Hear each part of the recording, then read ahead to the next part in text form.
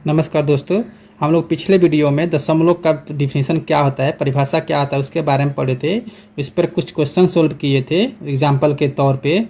और अब हम लोग दशमलव का कितना प्रकार होता है उसके बारे में हम लोग पढ़ने जा रहे हैं। पहला जो है, साधारण दशमलव भिन्न से पुनरावृत्ति दशमलव भिन्न में कैसे बदलेंगे। दूसरा है, पुनरावृत्ति दशमलव भिन्न को साधारण भिन्न में कैसे बदलेंगे।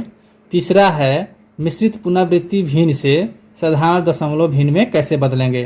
तो हम लोग 1 बाई 1 करके सीखेंगे तीनों टाइप के बारे में। सबसे पहले हम लोग सीखेंगे साधारण दशमलव भिन्न से पुनरावृत्ति दशमलव भिन्न में कैसे बदलेंगे। तो हम लोग समझने के लिए हम लोग एक एग्जाम्पल लेते हैं।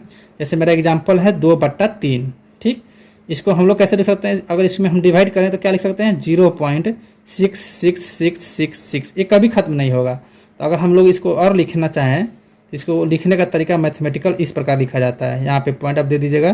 तो इसका अर्थ होता है कि ये इतना टाइम रिपीट करेगा, ये अनंत टाइम रिपीट करेगा। ये इसको लिखने का एक और तरीका है। वो तरीका क्या है, 6 के ऊपर हम लोग बार लगा देंगे। ठीक, इसका मतलब भी इतना ही अमाउंट होता है, इसका मतलब भी इतना ही अमाउंट होता है। ये लिखने का तरीका है मैथमेटिक्स में।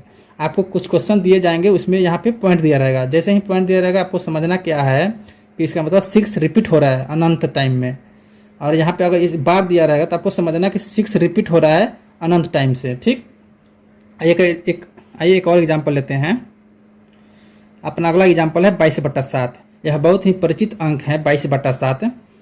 अगर इसको हम लोग कन्वर्ट करते हैं तो 3.142885 फिर यह रिपीट करेगा 142857। फिर ये रिपीट करेगा 142857। इसका मतलब क्या हुआ, 22 में 7 से यदि हम डिवाइड करेंगे तो 3.142857 आएगा। फिर रिपीट जैसे डिवाइड कीजिएगा, फिर रिपीट करके आएगा 142857। फिर रिपीट करके आएगा 142857। इसे हम देख रहे हैं दशमलव के बाद ये अंक बार बार रिपीट हो रहा है, बार बार रिपीट हो रहा है। तो इसको लिखने का क्या तरीका है, इसको हम इस प्रकार लिख सकते हैं, 3.142857 और इसके ऊपर क्या लगा देंगे, बार लगा देंगे। मैथमेटिक्स में लिखने का एक तरीका है। इसको और लिखना चाहे तो कैसे लिख सकते हैं, 3.142857। 1.1 पर देंगे, 1.7 पर देंगे। इसका अर्थ हुआ कि ये जो इतना जो अंक है ये रिपीट हो रहा है, बार बार रिपीट हो रहा है। ओके, आइए एक और एग्जाम्पल से हम लोग समझते हैं। 17/90। 17/90 अगर इसको हम लोग सोल्व करेंगे तो 0.18888 आएगा, रिपीट करता रहेगा ये। ओके, जब ये रिपीट करेगा तो इसको लिखने का कैसे लिखेंगे मैथमेटिक्स में, 0.18 रिपीट कर रहा है तो हम 8 पे क्या करेंगे, बार लगा देंगे। ओके, 8 पे हम बार लगाएंगे, 1 पे नहीं लगाएंगे, 8 पे लगाएंगे केवल। क्यों, 8 रिपीट हो रहा है, 8 रिपीट हो रहा है, 1 रिपीट नहीं हो रहा है। इसको लिखने का एक और तरीका क्या है आपको पता है, इसके अनुसार 0.18 यहाँ पे लगा देंगे पॉइंट। ठीक, एक ये प्रोसेस है।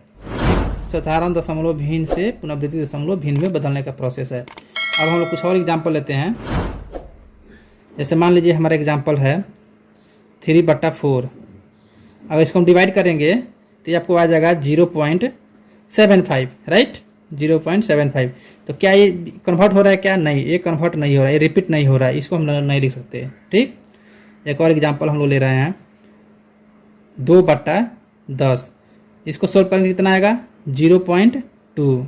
क्या ये रिपीट हो रहा है, क्या ना, नहीं रिपीट नहीं हो रहा है। ये एक आपको सिर्फ साधारण भिन्न है, इसको हम पुनरावृत्ति भिन्न में नहीं कन्वर्ट कर पा रहे हैं। क्यों, ये रिपीट ही नहीं हो रहा है, इसलिए यह पुनरावृत्ति भिन्न में कन्वर्ट नहीं होगा।